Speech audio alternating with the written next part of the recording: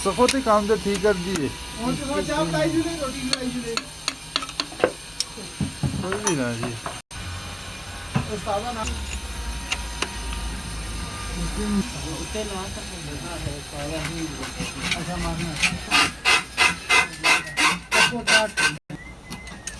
ये इसका टाइम हो गया जी ये पंप पता लगसी मैं तो दुकान के देने ही ना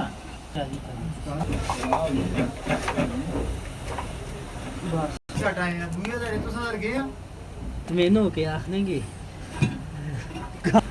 मसाला है कौन कर है भाई टक लाओ ये निकाश उस्ताद हैं ओए ना पिंडी भी चुप रहा के आंदे पिंडी तो ठीक ही तो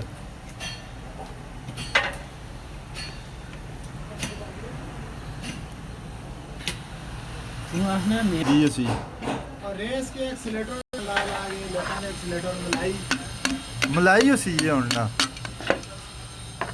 ये सारा पाम जोड़ के दे फिर बाद में टापा बदलाना पिया मैं इसका जी सी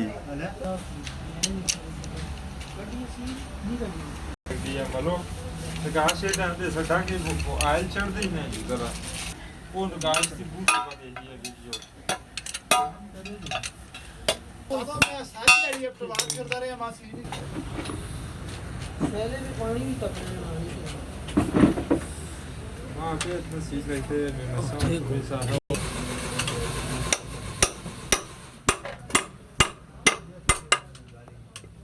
ये सील ठोकने से स्पेशल बढ़ा दिया वो इसी डिंगी हो जाएगी अब डिंगी होती है हाँ ना मेरे जी की बात ही नहीं आ कौन से वो इसी जरा जो 60 मारो अंदर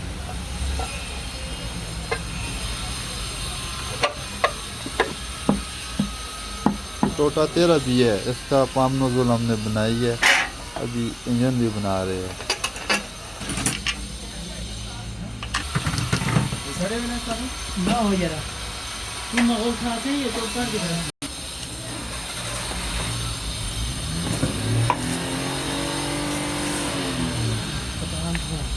क्या भी दे क्या भी